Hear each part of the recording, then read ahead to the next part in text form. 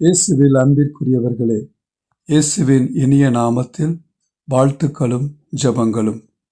14/3/2025 தவக்காலம் முதல் வாரம் வெள்ளிக்கிழமை.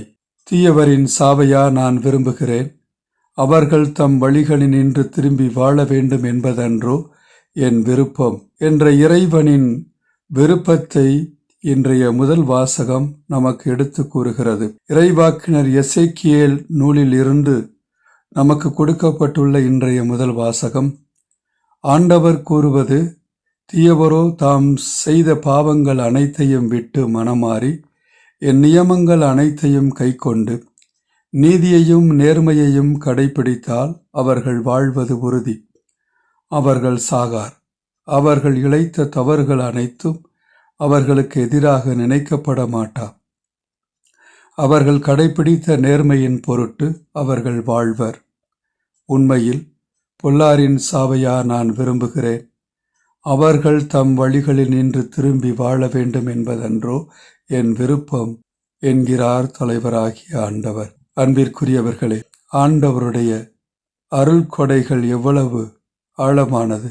ஆண்டவருடைய அருள் எவ்வளவு நமக்கு கொடுக்கப்பட்டிருக்கிறது! ஆண்டவர் எப்பொழுதும் தீயவர்கள் மனம் மாற வேண்டும் என்பதை விரும்புகிறார் என்பதை இன்றைய முதல் வாசகம் நமக்கு சுட்டி காட்டுகிறது.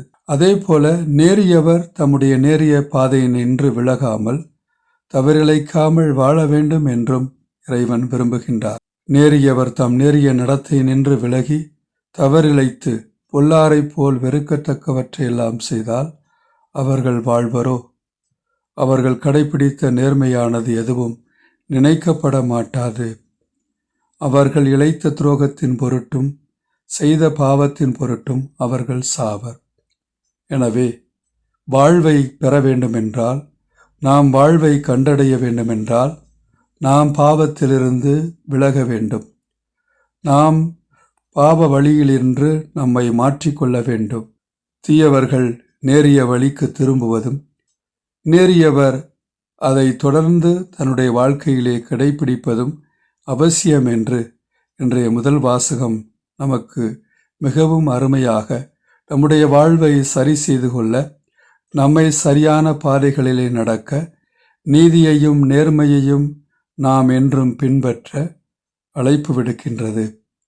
இன்றைய நற்செய்தி வாசகத்திலே இயேசு நமக்கும் பிறருக்கும் உள்ள உறவு, நமக்கும் நம் சமூகத்திற்கும் உள்ள உறவு சரியானதாக இருக்க வேண்டும் என்பதை உணர்த்துகின்றார்.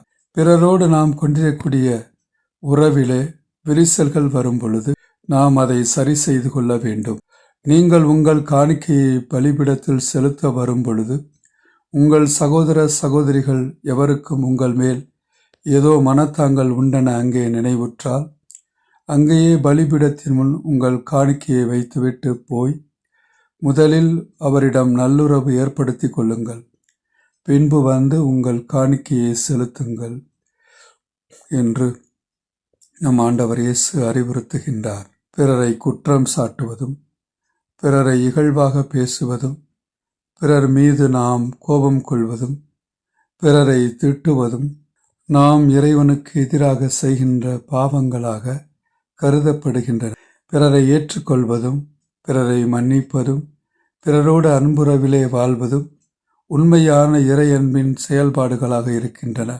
இன்றைய நற்செய்தி குறித்து காட்டுகின்றது போல, இறைமகன் இயேசு நாம் நல்லுறவிலே வாழ வேண்டும் என்று விரும்புகின்றார்.